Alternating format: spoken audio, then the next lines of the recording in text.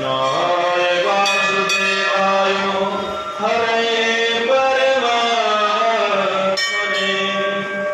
प्रणताक्लेशनाशाय गोविन्दाय नमो नमः।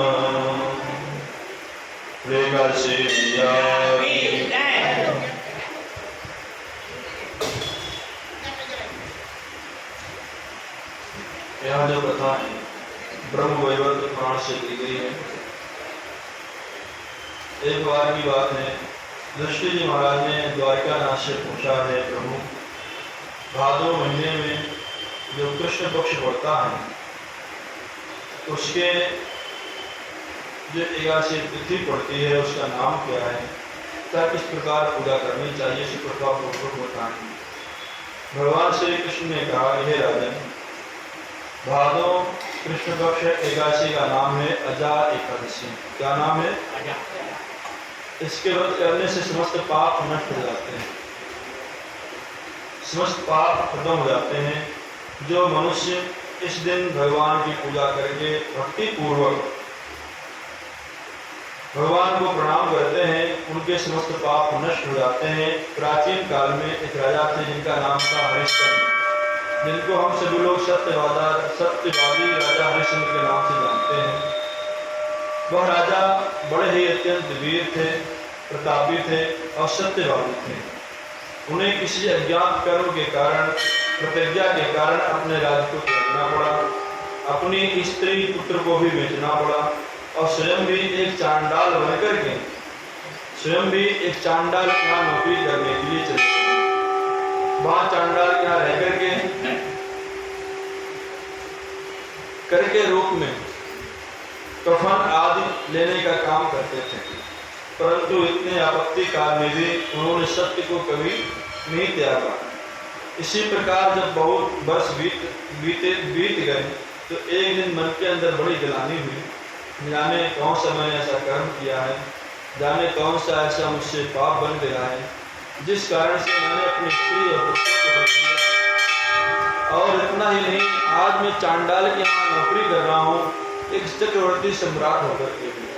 ऐसा मैंने कौन सा पाप किया है और इस पाप का नाश कैसे हो सकता है, मैं उससे कैसे छूट सकता हूँ, ऐसा मन के उनके अंदर विचार उठा। जब मन में विचार उठा उसी समय गौतम ऋषि वहाँ पर आए और राजा शोक रूपी चिंता में बैठे हुए थे। उन्हें कहा, राजन क्या बात है, तुम बड़े दुखी दिखाई पड़ते हो। राजा हरिश्चंद्र ने पूरी बात बताई। महाराज, आप सब कुछ जानते हैं कि मेरा नाम हरिश्चंद्र है, मैं सम्राट हूँ, चक्रवर्ती राजा हूँ, लेकिन आज मैं इस दुख को भोग रहा हूँ। मुझसे ऐसा कौन सा पाप बन गया है? दयालु महर्षि गौतम ऋषि ने कहा कि राजन चिंता मत करो, मैं तुम्हें एक उपाय बताता हूँ। पाप कोई सा भी हो, सब पापों का प्रायश्चित हो सकता है।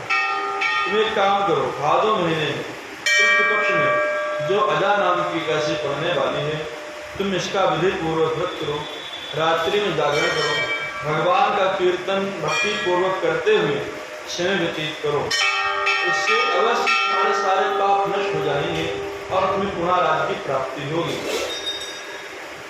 राजा हरिश्चंद्र ने गौतम ऋषि के बताए अनुसार व्रत को किया और व्रत का प्रभाव ऐसा हुआ कि उन्हें पुनः सब कुछ वैभव प्राप्त हो गया।